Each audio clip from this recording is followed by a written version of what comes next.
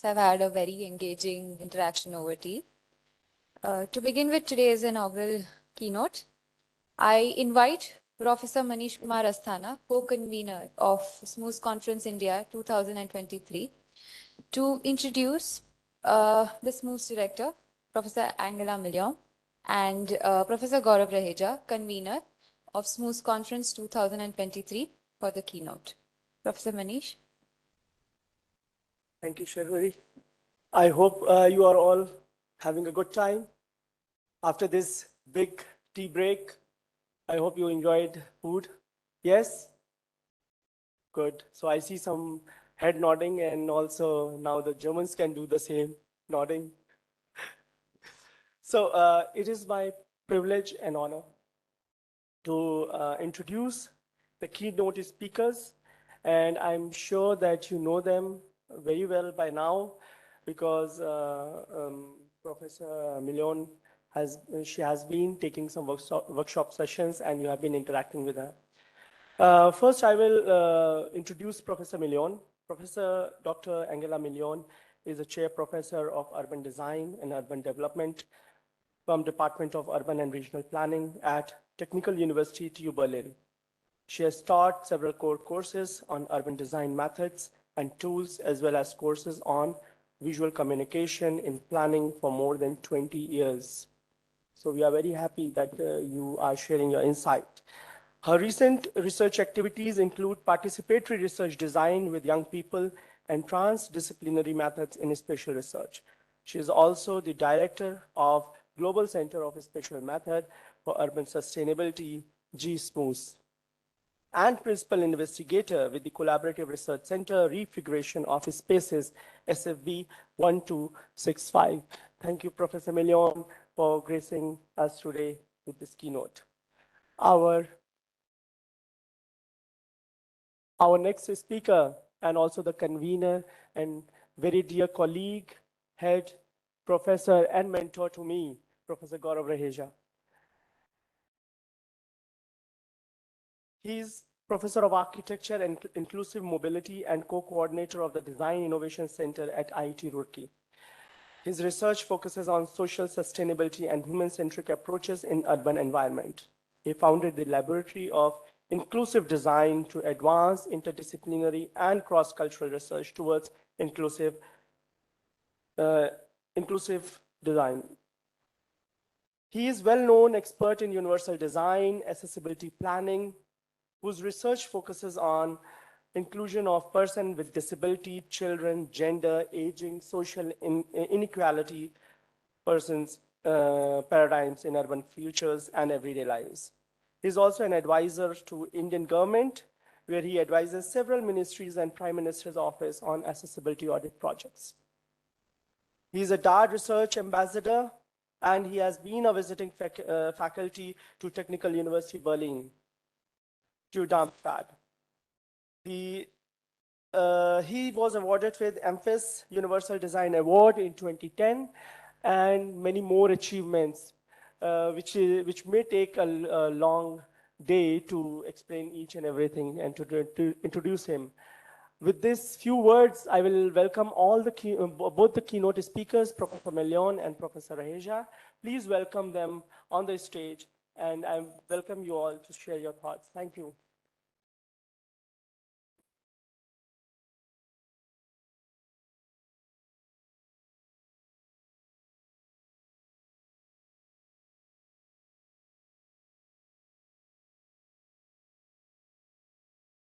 Good afternoon, everyone. Thanks, Angela, for joining me, curating this little talk that I hope kickstarts the whole debate, discourse, and discussion amongst all of us on SMUS in the background, but urban sustainability in the forefront. We have put together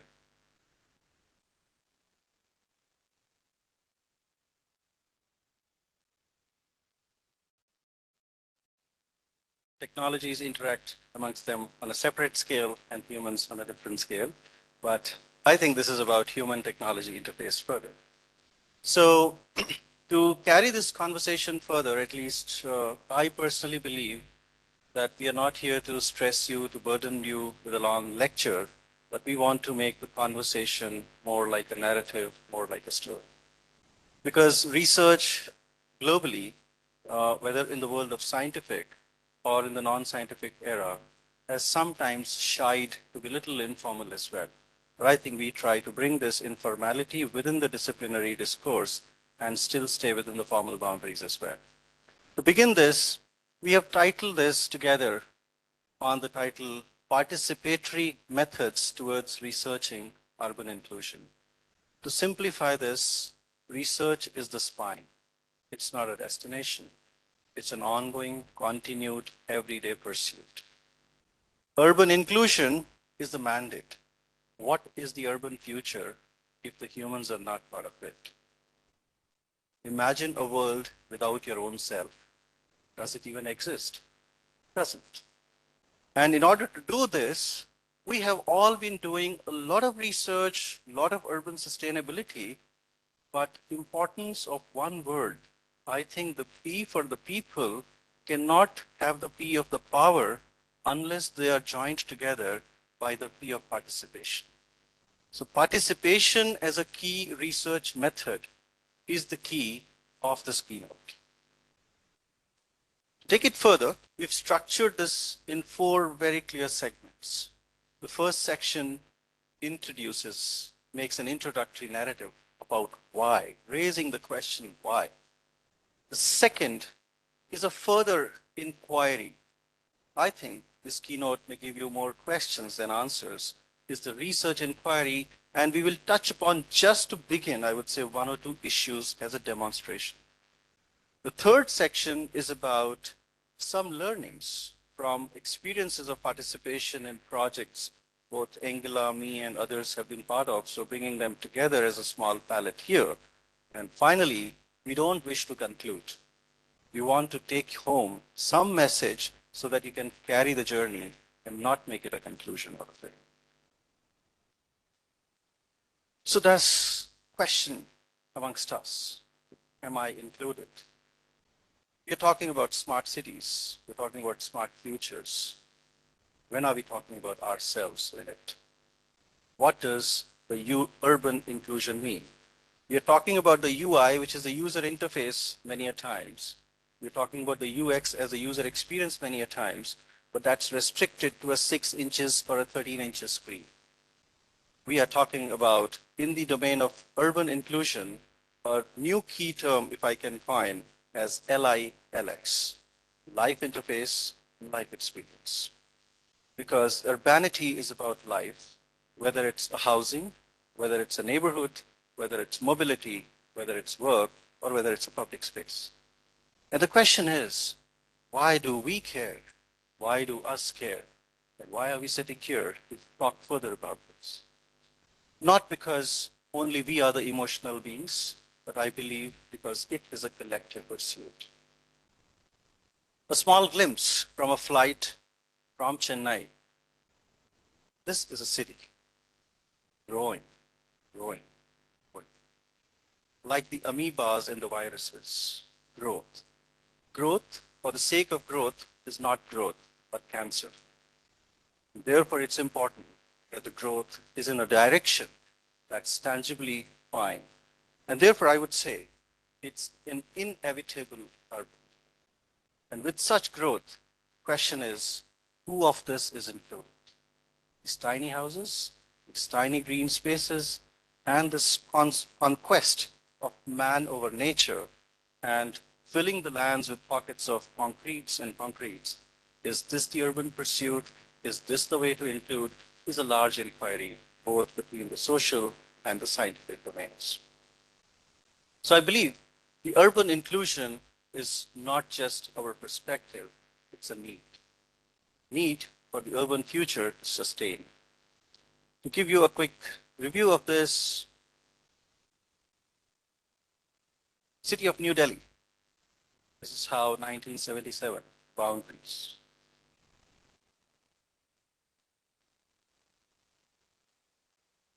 Growth, 2000.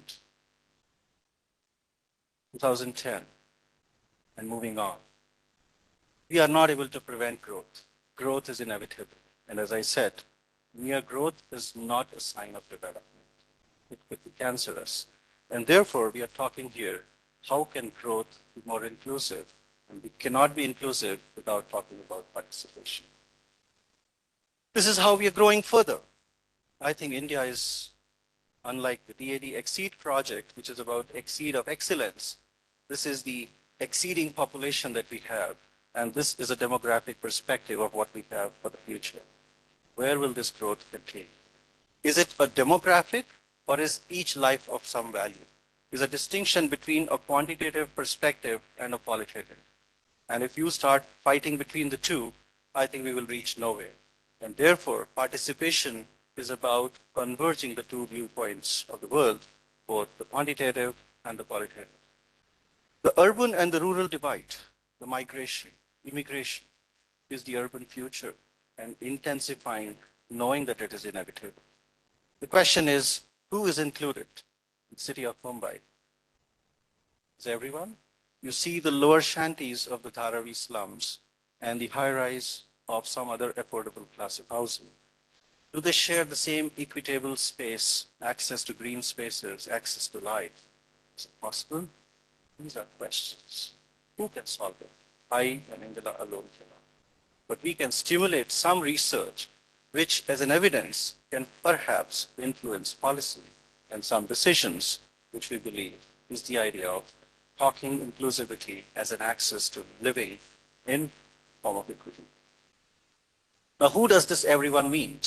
I think historically as architects, we are trained with a Vitruvian man, and let me become one. Perfect 5 feet, 6 inches, Roman Vitruvian man who never existed. And when you study populations, you find we exist as age, we exist as gender, we exist in diverse forms of abilities, we exist in economic status, we also exist in cultural directions. And these invisible realities of the human world need to come together only when we start understanding and appreciating how to include them. These are the invisible lines that our urbanity draws, and for many other human attributes taking them. So what does inclusion mean? Well, that's what the Cambridge says. Cambridge Dictionary says that it's an idea that everyone should be able to use the same facilities, take part in the same activities, enjoy the same experiences, including people who have a disability or a disadvantage. I must add to this.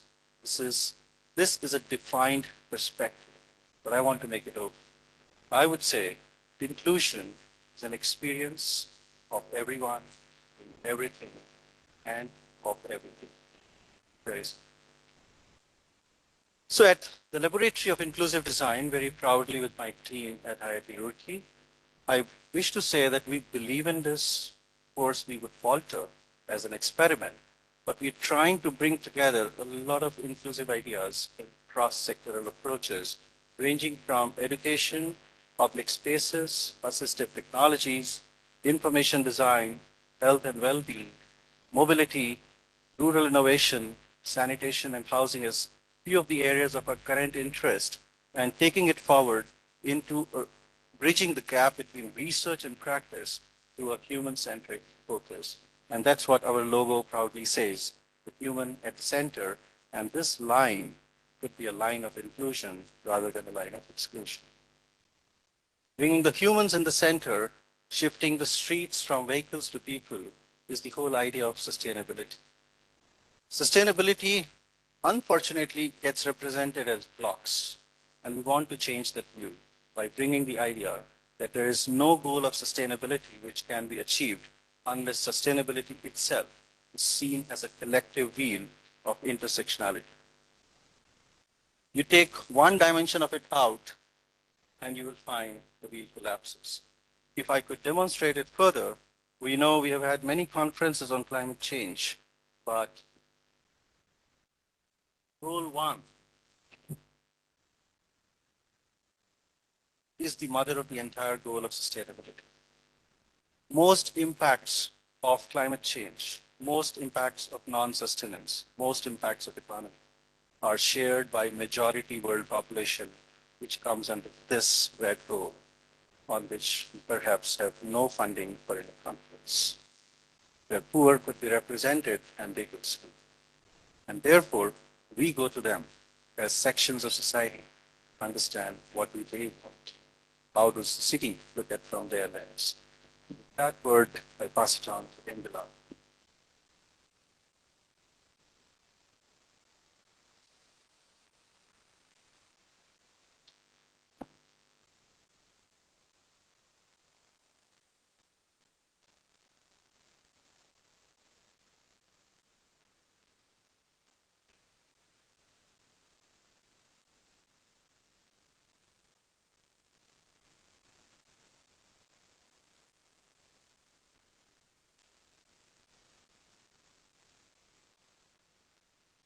I am learning, as you see. Yes, what does it mean to take inclusivity a step further? And if we ask ourselves, we hear the method conference, what does it mean if you do research? And discussing this among us, we agreed very much that participatory methods are very interesting to us. It's actually methods we apply already. And we think they can play an instrumental role in adding not only urban planners and urban designers to make urban futures more inclusive, but to add a number of thinkers. And thinkers means means basically the variety of disciplines we have here in the room. It means more disciplines which are not in the rooms. It also means citizens. It means the people we're doing research on becoming our co-researchers. And I think we all agree that we, in planning and design and construction, we're striving for more participation in doing it. I think there is still a lot to be done in the field of research to make it even more possible and more inclusive. So just to give a brief definition, there are many definitions out there what participatory research is about.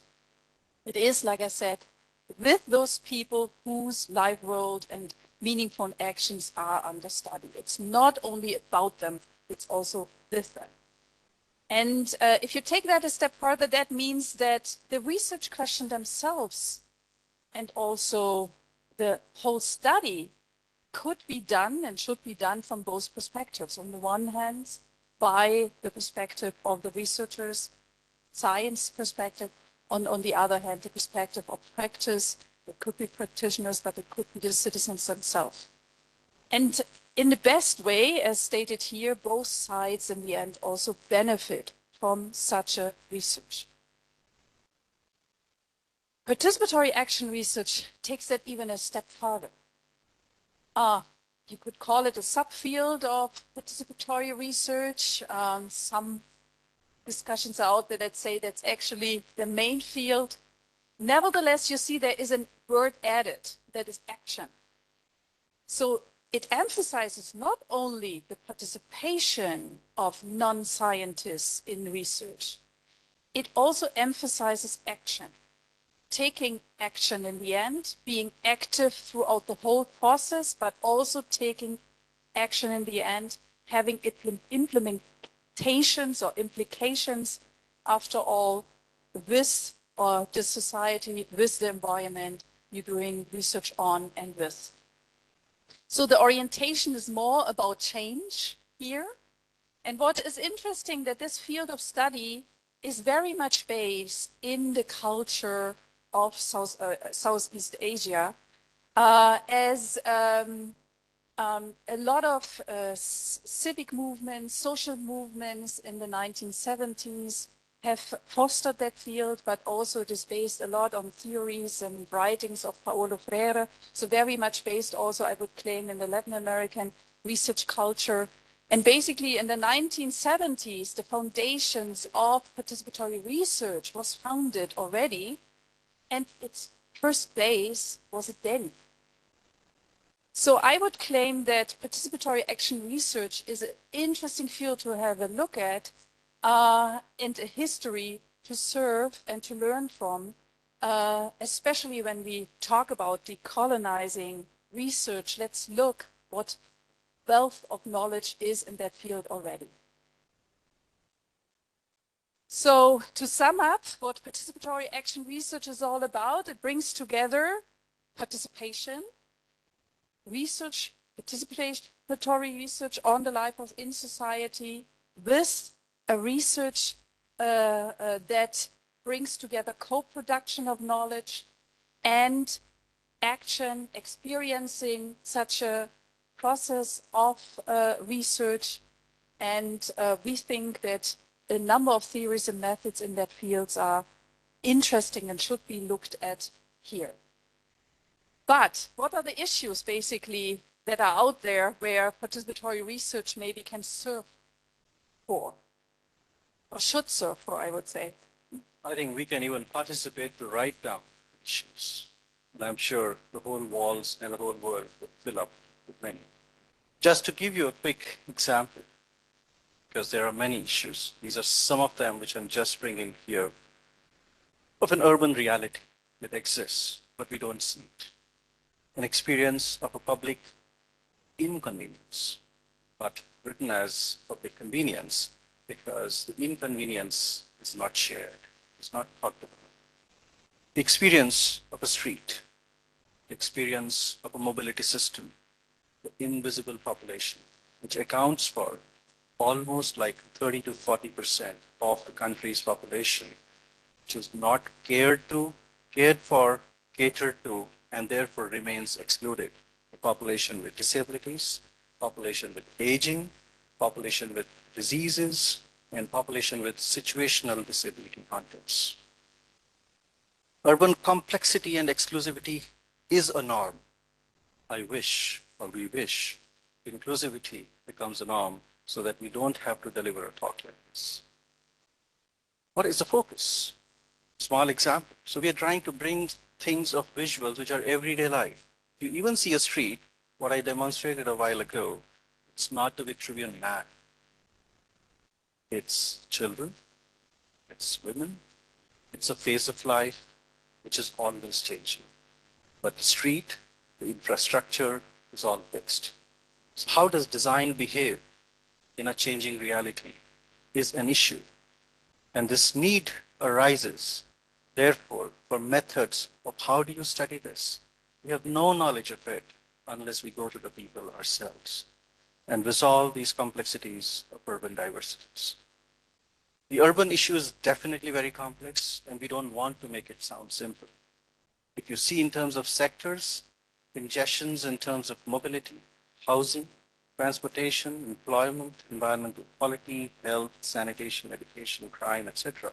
I don't know how many of you know, in 1972, the social housing of Fruit Eagle Housing in St. Missouri, the US, remains one of the first very fine examples of dynamiting a housing design, which was done by a world celebrated architect, who had won the design competition.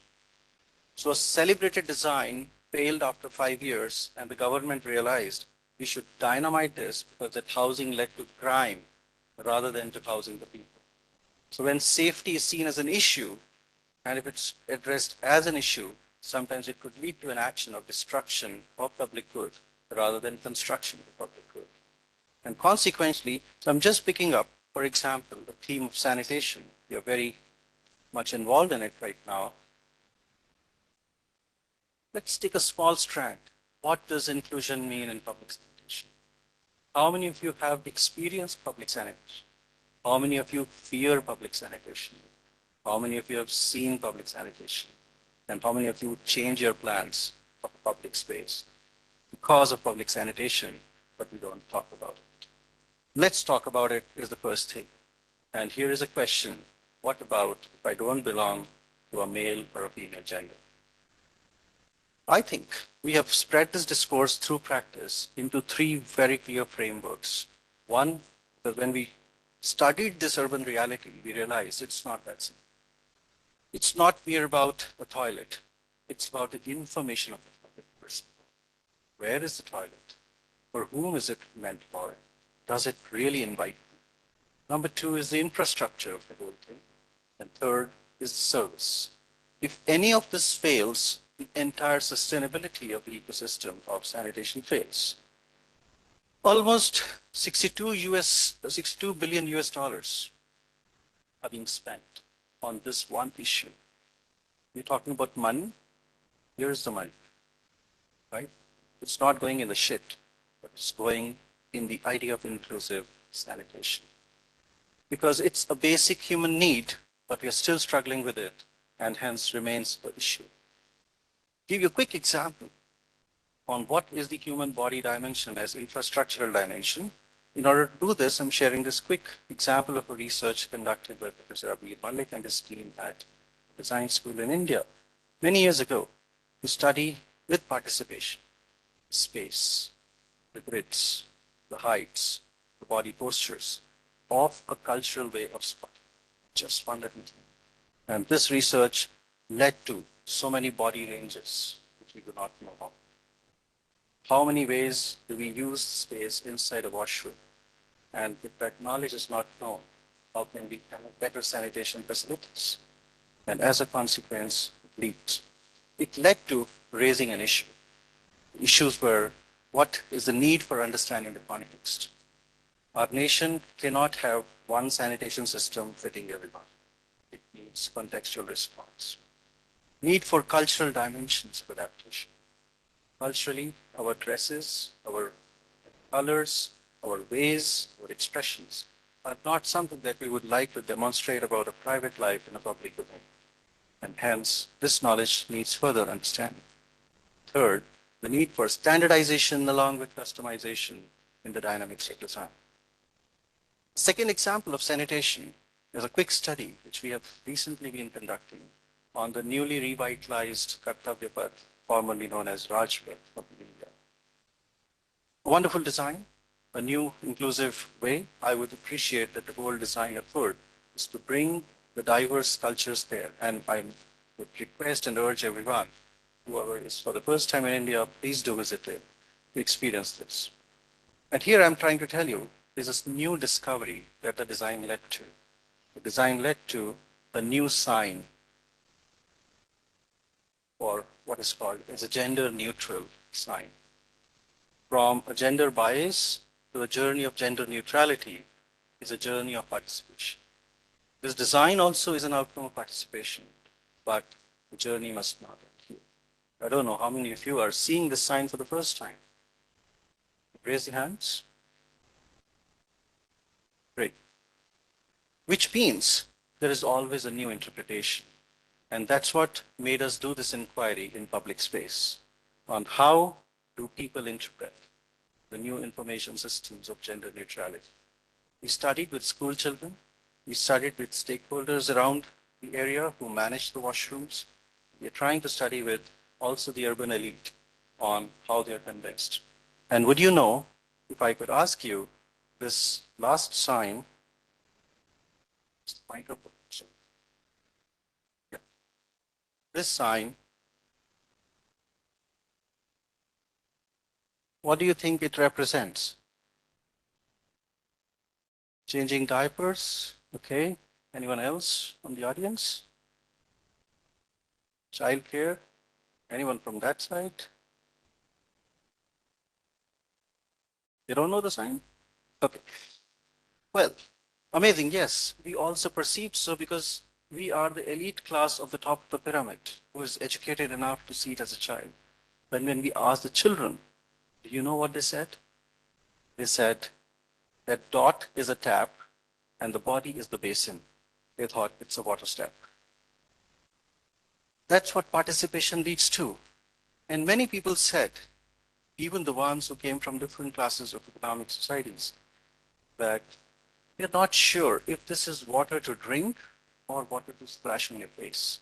Because typically in this culture, we drink water like this, not like this. And these cultural interpretations of study come from grounded realities. And therefore, the question is, it further takes us to a question, how can we evolve further in the zone of gender neutrality? This requires intense participation. It's a social issue in an urban reality, but many a times not followed. So research is about picking these strands from the gaps that exist. No study is ever complete because societies are always evolving. And here we go. Because the thing is that coming back to participation, this example shows they have done participation. They have a result. And I think we often talk about a lot about quantitative participation or if participation happens. But I think we also have to advance further in a sense of what's the quality of participation? What happens in such processes? Often we forget that these processes are teamwork, just seeing these kids. It needs a team to put up the ark. I could imagine that they have some fights going on, who puts the last or who puts the first. They were maybe also arguing with each other. Maybe they didn't talk much, but there is a lot of social processes going on in doing something together. And I chose this build also because it shows not only the need or the understanding of participation, also of something co-creating, but also that it is a lot of negotiation and it demands skills. And you have to foster experiences there. And this picture was actually taken from a project that is been done in the field of architecture and built environment education for children and young people. It's a field that has been evolving in the past decade. It's closely interlinked with arts for education. It's closely interlinked with civic education, or with education for sustainability. And it is the belief that children and young people should learn about the environment beyond what they know already. They should be given skills, they should be given different means of interpretation or of representation. They already have some of these skills for sure. But there is so much to be learned, how the world is constructed, how planning processes are working, and so on. And this is something going on, and it helps basically also to provide skills and techniques to master participation. All these processes of participation, we never talk about how demanding they are. By the way, not only by us doing these processes, but also by our participants. Yes, they have knowledge, but they learn also a lot in these processes, and they sometimes need extra help. They need an enabling structure. And built environment education is a field where people get together to educate young people about their built environment, working with them, sharpening their senses, working with their skills, enabling them to basically holding the ladder of children's participation in the built environment. And pointing this out, we will come back to this later on, that we think that this is also something to keep in mind when we do participatory research. And to just also point out, it is a worldwide movement. You see here 28 countries represented. I think we're up to now to 33 countries worldwide. People of different professions. It can be architects, planners, but also teachers. We have people from the health system. We have people that are more environmental development or monument preservation. And we're getting together by one belief that it's worthwhile to work with children and young people on architecture, on the built environment, how things are shaped, and where are the spots that they can influence.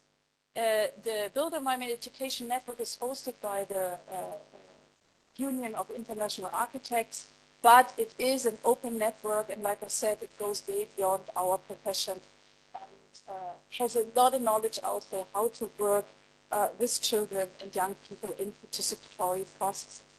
But how does this look like in research? And we want to give you cases to illustrate that.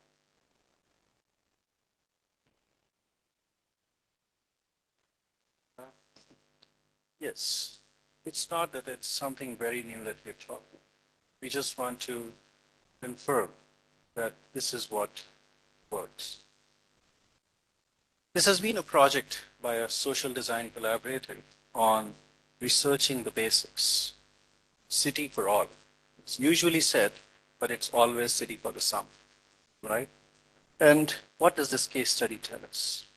It tells that it was a project spread around 6 different Indian cities, giving power to the citizens to participate directly in informing stakeholders on how do they look at the city and the spaces for them, and do they really represent them in them as inclusion. So including the ideas of gender, sexualities, regardless of age, abilities, caste, religion, economic background, people were given this chance. Isn't this democracy? Isn't this of the people, by the people, for the people? But very less seen as a method. Because most often, science and the use of science is pushing through the agenda in a certain capitalistic way. And this social model of learning and participation, with support of local residents, were allowed to map. Very often, we as urban designers and thinkers think the urban from our landscapes by virtue of our education and training. I think the participatory methods allow a shift to happen. Instead of us seeing the world, it's them seeing the world and us listening to them. The question that was raised to this project was, where do you like to go in your city? I think that's enough an evidence. On a lighter note, most people from Delhi like to come to Uttarakhand on a weekend. It's an indicator of how the public spaces in Delhi do not suffice for the need that people want to go. The ladies and the people were allowed to use innovative means, including their bindi, as an indicator, as a social way of indicating the preferences of a city space by voting, which they considered accessible to them and were readily affordable to manage. And such grounded participation was further demonstrated through the social design collaborator, which is a confluence of architects, urban thinkers, urban designers, and the civic society, and allowed to create certain maps, and they could see what were the favorite spots in the city, what were the favorite neighborhoods, and who they actually liked to work with. This essentially became a data collection process, very rarely talked about in the scientific research domain, which is highly driven by instrumentation. But seeing the truth from a participatory lens actually gives a very good insight into the urban policy and what is the issue that prevents. Why are certain spaces so negative and why are certain spaces so positive? Can we take some information for design from this? This led to various activities and leading to very interesting data analytics. Typically, data analytics is seen as mathematics, but this was a participatory and a visual way. And what we found, what the study found, if you see these 4 sections, the first one is, how do you identify yourself as? Typically, we would say a male or a female, but this allowed many choices. Male, female, transgender, and binary. Which age group do I fall in? Age is not a number. Age is a civic, social, emotional, psychological, and a cognitive condition under which the many decisions and manifestations happen. And you see, this was a cross section. So there could be somebody who is in 15 years of age and transgender. Most often we talk about transgender in the age of 20 and above, because that's when you start seeing them, right? But they also have an urban reality. Third, where do you like to go? Open spaces, markets, malls, religious places, cafes, because within the social and urban realm, these are such complex questions. Mobility, does it include everyone? How do you like to travel with? Walk, cycle, go by bus, auto rickshaw, metro, scooter, car, cab. What you're finding already is that it is not a normal distribution, nor is it a typical statistical bell-shaped curve. It is a complex reality. And if you have to develop a shared model of transportation, if you have to develop a shared model of city spaces, I think we have to work in a very holistic and a participatory way. And this is what we would like to bring here. That these discussions, what started emerging, where city level patterns of how people from diverse backgrounds navigate in the city and what the most inclusive spaces look like. The participatory methods used here raised numerous issues faced by women, girls, limitations due to traditional clothing, what they wear, lack of safe public spaces, sanitation, facilities for transgender, etc. As I said, none of these studies can conclude an urban reality, but they open big gateways for further research and prove the replicability of these methods that can change the way how we look at urban futures. But what if we take this very applied research, I would say, it takes action in the end to a field of basic research. So what if it is about explaining something like, how do young people think space? Which is a very basic question that we are asking as researchers, trying to understand developments of today. And with an aim clearly to add to the academic knowledge base and not solving a problem. So I'm presenting here a research that is asking a very basic question: how do young people today, and I'm talking mostly about youth here, so age between 13 and 20, how do they think space in a time when they are online, offline, how they constitute basically these online, offline, and hybrid spaces in their daily actions. And what factors are influencing their knowledge, their spatial knowledge here? Mediatization, especially digital mediatization, the context, the geographical context, gender. There are three aspects we have, and this is an ongoing research, a special focus on. With two case studies, one in Berlin and one in Wien, contrasting.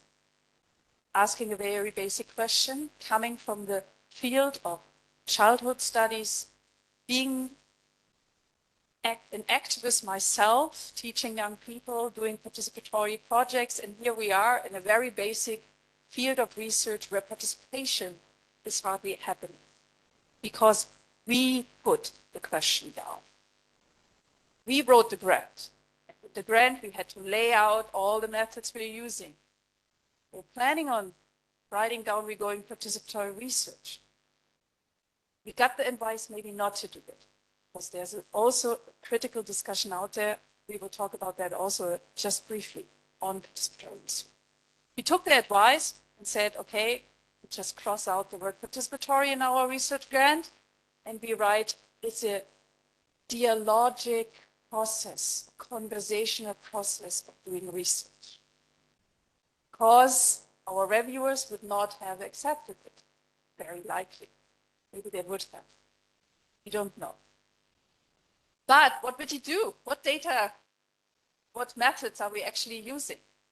Coming from another project before, we already know this, that young people do have trouble like doing some of these, being with some of these methods we're using, and especially this hand mapping was something they were facing challenges at times, in the sense of they would love to simply not have an hour only to map their life, to mental map their life. They would rather want to have more time to do it. They would love to simply cross out things. You know, they want to, no, I don't like what I did. Can I just take it away? Like when you draw on your iPad and take a note, you can just take it out, go back, and it's all done.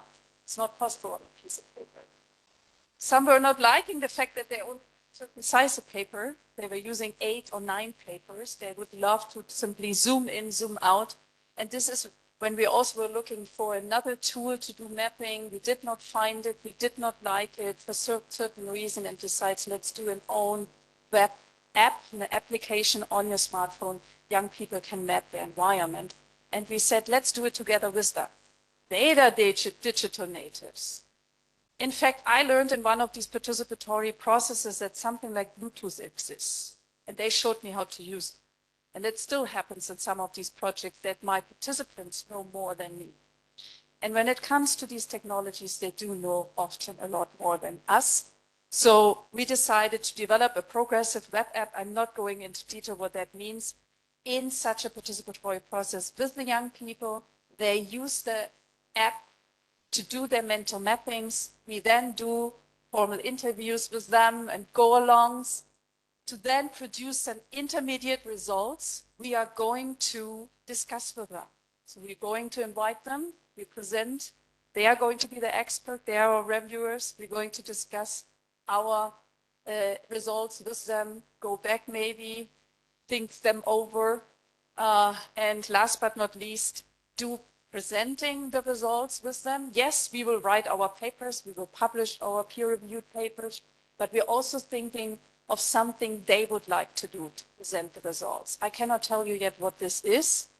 We are still very curious about it. The project is still ongoing. And last but not least, this is also something that's often not asked in basic research. What does it mean for practice? How does it inform practice? I get asked as a researcher, because I'm also an urban planner and urban designer, I have colleagues working up to me, you know, Angela, I'm not quite getting what you're doing there with all this theory and so on. I actually read your paper, I did not understand one thing. Why does it matter for my practice? What should I keep in mind? These are the questions I'm getting. And also my other colleagues are getting in my project. So this is also the aim to really at the end ask ourselves, what does it mean when we know more about how young people think space? What does it actually mean for planning practice, for design practice, and so on? And just to give you a quick glimpse in our first workshop we did this fall with 9th and 10th graders. They're about 15, 16 years old. They're about to finish school and to enter the workforce. They are from a school in Berlin-Neukölln. We had a 5-day week in the school working with them. This is just how we started off, just as a quick exercise, speedy exercise, asking them, please fill the alphabet A with A to Z with all the apps you know. I tell you, I learned a lot about apps I've never heard before. We were then evaluating them, not content-wise, but what's the usabilities of these apps? What you like about them. And we were then basically getting into a process of where we would map with the hand, we would analyze what works well when we map with the hand, what would you actually want to have if you would do that with an app, what elements need to go into such an app, and how we categorize them. Therefore, these boxes and these cubes are for categorizing. That shows that you also have to make this process interesting. They didn't want to talk and discuss with us these things. They want to do something, take something in their hand. So the whole materiality setup of this workshop of knowledge production, of co-knowledge production basically, was very important. Last but not least, take their content into the tool. So we're doing here, what we're doing is basically developing a method tool that can be used for mapping. And they were designing the icons, for example. So we are also getting an idea, already, by the way, getting a lot of information about how they think the space, how they represent spatial aspects. So these are the icons designed by them. We showed them how to implement them in an app base that was already there. They were trained a little bit in programming. So they were also getting something out of this workshop, a little knowledge how such apps work. They were, in the end, also defining the title of this mapping app and the favicon. So if you take, open up your smartphone, the element you see, this icon is called favicon. This is also something I learned in the workshop. So you see that in the end, it's also important to give them a platform to present what they have learned. And they were very eager, basically, also to bring everything they have produced. They were astonished what they have produced within a week. And we took them to university campus, putting up an exhibition, had colleagues there and other university students, and they were basically presenting their results. And I have to admit, in between, you always don't get what they really think, and if they're with you, if they have understood. Sometimes they were like laying on the table, not really with you, but when I saw them presenting, I'm like, okay, wow, they have gotten a lot out of it. And we have gotten a lot out of this, and we're looking forward to collaborate with them further on the question, how in the world do you as a young person think space? But this brings us to the take-home messages. So what does it mean to work participatory? And I'm taking here a quote that is from Vanessa Watson.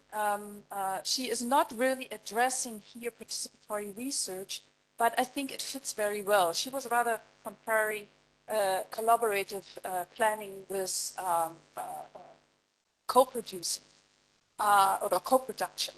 But I think it still fits because this is also, I think, our both experience being in such processes, that you're there as a researcher to give guidance without controlling, to ask the right questions, and receive questions, I have to add here. And let people also find the answers themselves, guide them in that process, and also bringing together the physical and the social aspects in the process. And the last sentence, I think, is very important. You often play in such participatory research processes also a teacher's role. So you're teaching. So any of you who claim to not have pedagogical competences and skills, I think you need them in such a process, because you also have to enable people. You have to capture their interest. You have to pick them up where they stand to bring them in. And there is criticism about participatory research, and we could discuss this widely. Is this still science? Can you even find saying it can be neither objective nor reliable, nor it is violent? And this already shows where we have to be also critical about these processes when we enter participatory research processes, because it is value-based and normative research that happens there, and we have to be aware of that we are trying to somehow get also the objectivity part in it. And without doubt, the closeness between research partners is there, because you get to know them in 1 week very well. I actually got to know them extremely well, because they're only like 15 high school students working with versus 70 university students I normally have my course. So by the end of the week, I knew all their names. So you're getting close to them. And you have to make sure, of course, that you keep the scientific objectivity still in place. The challenge is, of course, linking, and especially when it comes to basic research, linking research with action. And I think that's an extra effort we have to do there. In applied science, I would claim it's always there, that we try to kind of like as much get the content into practice, towards practice, into policies. And of course, there is still, in a sense of being said, that there are limited possibility for theory development. I think right now I'm in such a project where in the end a theory is being produced. So I may have to talk again in 3 years on one of the SMUS conferences if this was possible throughout the project. So this is something that still is under acquisition when I see a development field and a field of exchange. So how do we do participatory processes in very basic research? And of course, you have to install also in such processes quality control of data and interpretation. And without doubt, such processes are time and resource consuming. We were there in that school with our whole research team. We had 2 computer programmers with us that, by the way, were lousy teachers, but great guys. We had a graphic designer that was an excellent teacher. So we needed a whole team to basically do this. And unpredictable things happened, and we did not have conflicts, but also conflicts happened in such participatory processes that you have to manage.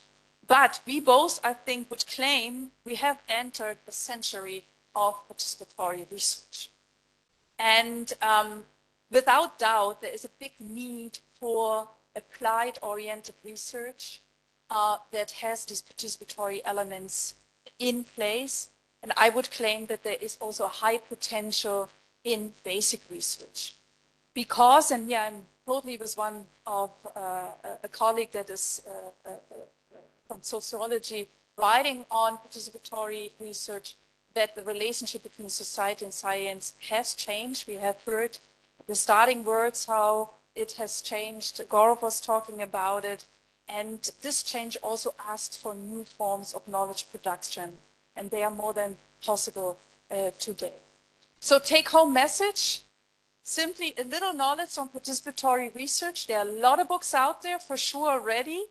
It's about involving non-scientific actors as co-researchers from the start, asking, like formulating the question, getting the data together, get them also into interpretation and into a joint product production. That this is a tough project on all parts, on us, but especially on the participants. So they need individual, collective empowerment. And last but not least, it's also about having an impact, researching and changing social reality.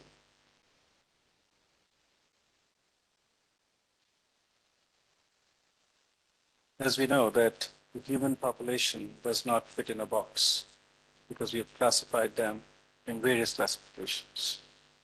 And the whole debate of urban sustainability also is not so well represented in a box. Unfortunately, we had no choice. But therefore, if we have a choice, I think the only choice is to move forward with participation and action flowing from there. As urban professionals, unlike some blue sky research, we are always loaded with shoulders to give away some solutions to the world. We know we cannot design any perfection, but we can only be perfect in a small time and context before we move into timelessness. So therefore, it's an ongoing confluence, continuity, that one form of research needs to talk to another, and the action research needs to feed into participation further to keep this dialogue of research going. And therefore, if the us in the SMUS is urban and the social, and the urban and the sustainable, we believe both urban design and social science of social reality need to come together. That's how the confluence of SMUS would make it a possible way of bringing space and society. One does not exist without it. Having said this, a simple take-home message. As I promised, we won't burden you. Simple one is, us is go. Right? The urban sustainability of an inclusive society can only happen through the idea of go. Co-creation, collaboration, and cooperation. And that is how the us and the co takes us to the SMUS, which is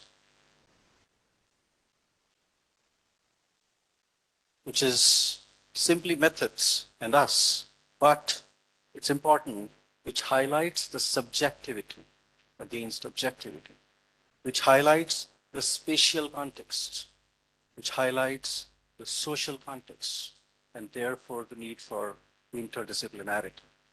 The M talks about materiality of it, because it's not an intangible world at all. Talks about the manifestation of that research in a certain way, which is knowledge. Does that knowledge of research manifest through my methods and the methodology which guides the research? As I would again say, research is not a destination. It is a journey. It is a habit, and it is a way of life. So if we truly want to have a researched reality of an urban context, we need to go forward. I think the way forward is SMUS. And having said this, I think we are looking forward for an urban future of urban sustainability through these direct discourses where subjectivity and objectivity, science and social reality come together through the force of the M, that is the methods. because it's through the methods we get empiricism, through the methods we get inquiry, through the methods we get an enforcement of empowering research into a scientific realm. As I would further say, that science typically in a global real world is a midpoint between political science and social science. Science is nature.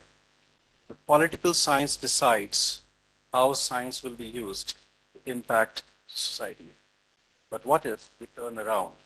If society decides how science and scientific evidence could be used further to influence the politics of the urban reality.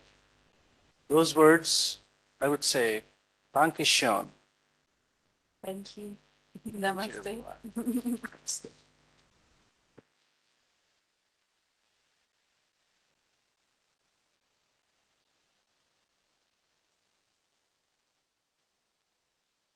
We are just 5 minutes to 1. I think we can still give 5 minutes in case there are any observations or reflections from the audience. At least we would hear them.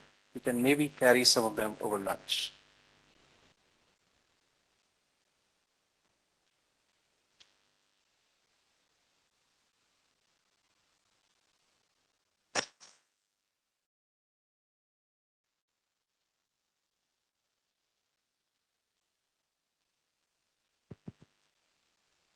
I have a question. One of the things of participatory research, I mean, or data, you talked about data becoming the participation, is that there is a temporality to it, because it is not, if you do it over time, there would be, the data would differ. How would you tackle that?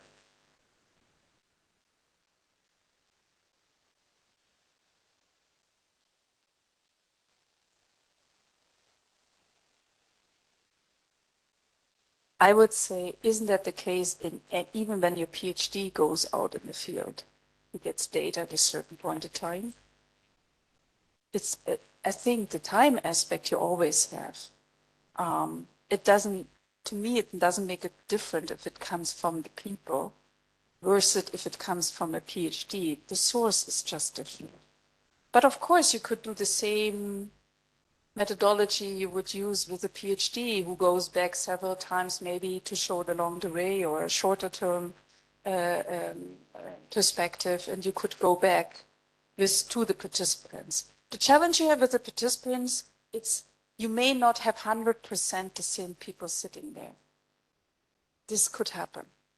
That's why we sometimes also collaborate with school classes, because we know they move on, that they are maybe for several years to be working with. But usually you have an overlap of a few people, or you don't have a real, like the sample changes a little bit in the sense of that you don't have exactly the same persons in place.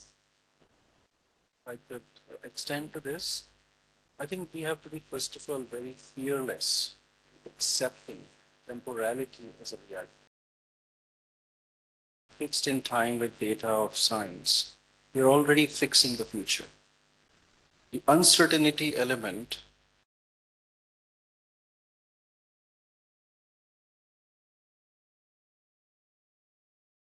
conclude little too much, rather than keep this open box that yes, this may or may not be valid under certain situations and perhaps was limited in scope.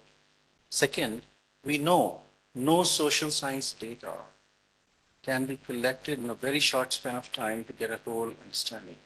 Social impacts, for example, the development of a new digital technology, while technology is timed and its obsolescence is also timed, but its impacts of temporality cannot be contained in just 1 to 2 years. It may take many years for us to still understand what has 3G, 4G, and 5G done to us. And we may still need to study this, its impact on children, its impact on us, its impact on aging, and its impact on everyday convenience. So I think I would say this opens us rather a dialogue that because it is temporal, we need to be more participatory. The better the diverse crowd's participation, the better we can handle temporality. But thank you for your question, because I think this is a question a lot of researchers ask themselves. So thank you for that. I One would second. ask, I would ask Professor Shubhajit Sadhukan, the co-convener of SMUS Conference India, to felicitate our keynote speakers for today.